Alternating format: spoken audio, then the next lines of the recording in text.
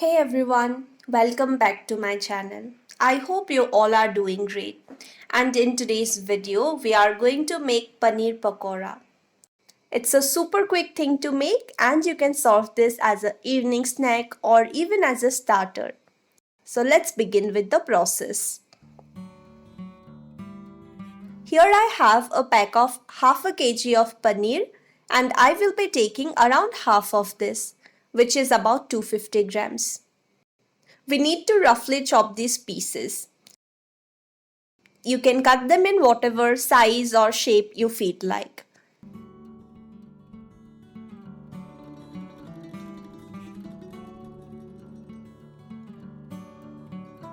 Once you are done chopping the paneer, keep them aside. In a mixing bowl, taking 3 spoons of besan. Into this, I will add about 2 spoons of kasuri methi. Roughly crush them with your hand and add it. Adding half a spoon of red chili powder and salt as per taste. Give it a mix and prepare a thick batter using a little bit of water. The consistency of your batter should be thick enough so that it sticks with the paneer pieces, like this. Here I am heating up some oil, and once oil is heated up, add the paneer pieces one by one. You can add them with the help of a spoon or simply with your hands.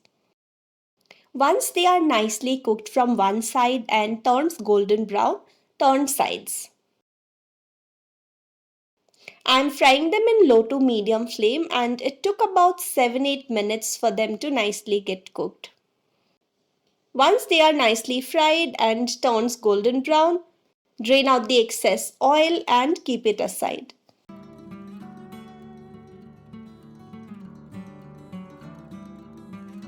And here all the pakoras are ready. They are crispy from the outside and the paneer pieces are really soft from the inside. Kasuri methi in fact adds a kicking taste to this recipe. Do give this recipe a try and let me know how it turned out. Until next time, bye bye.